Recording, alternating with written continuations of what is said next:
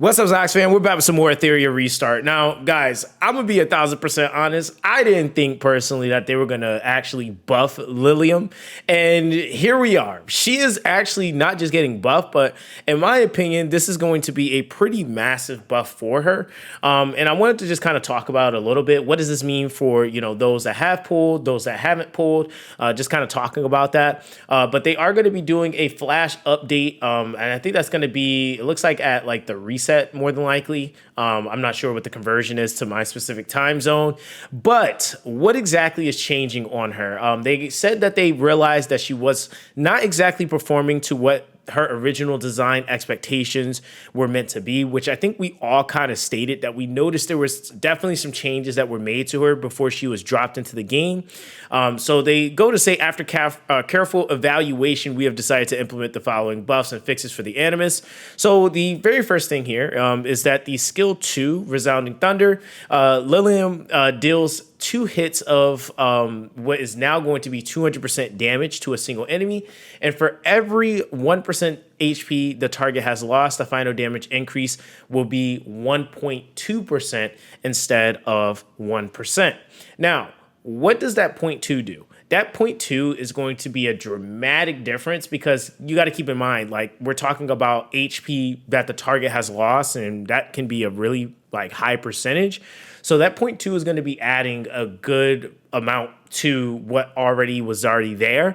And then the actual base hit itself, with it being a 200% instead of 180, that 20% is going to make a pretty solid difference, right? Now, the other thing is too, is that when we're looking at the skill 3, this is where it kind of gets a little crazy because they didn't have anything really for bossing. It was just kind of like, doesn't work on bossing, right? And so with this, now she grants the attack speed up to herself for 2 turns.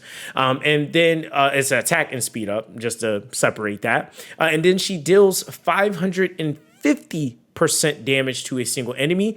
When the target's HP percentage is above 60%, the final damage is increased by 50%. This will ignore shield. And when the target is a non-boss, she will destroy max HP now equal to 100% of the damage dealt. And then the extra additive is that when the target is a boss, it increases final damage by 50%.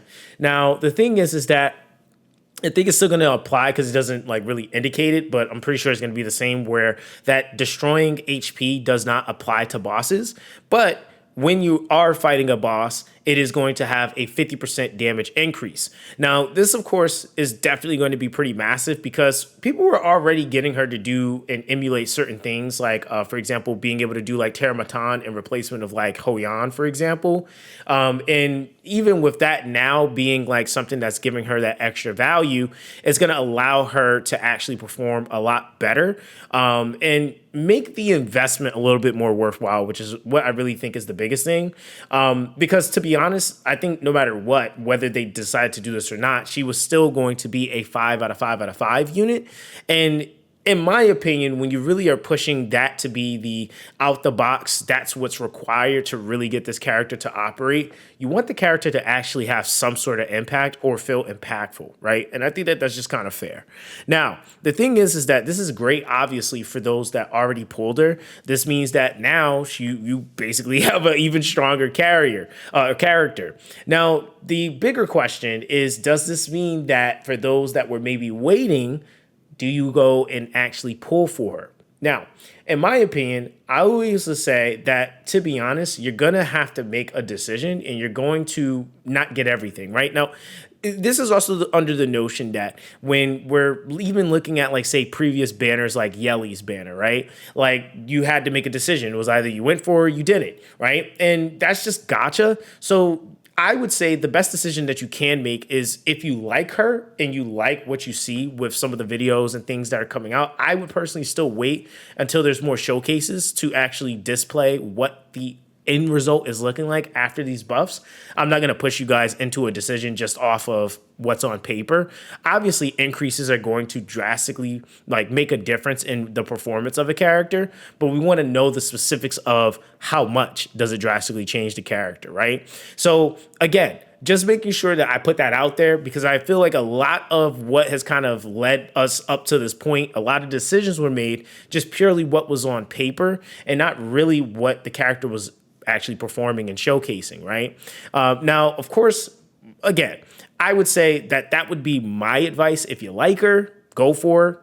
If not, definitely save for maybe another potential LD, because again, I think that that's their goal. Is what I've seen is that they want to implement different units that are going to have different gimmicks or counteract that current thing within the meta. So I think that that's, really important to emphasize. Now, will her PvE standing maybe be possibly high? Yeah, I mean, I'm gonna be honest, her having this level of versatility now does definitely give her a little bit more value, because the other thing that was kind of killing it for the PvE side, at least, was that she didn't directly have anything that affected bosses.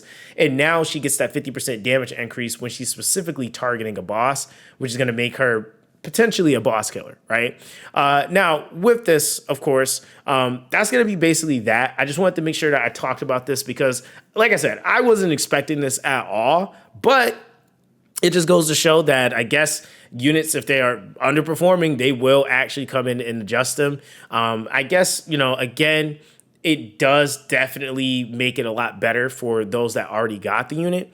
But for those that didn't get the unit, I really honestly don't look at it in any other way of like, the fact that like, again, you either are going to aim for this unit or you're just not, right? I personally always say at the end of the day, the most important thing for you to do is to actually pick up characters that you like to play, not necessarily just characters that especially if you're just free to play and just trying to keep up, just picking up characters just because everybody else has them. Now, of course, meta chasers is a little bit different. People trying to keep up with meta and have counters and all that extra crap, they're going to summon whatever, right?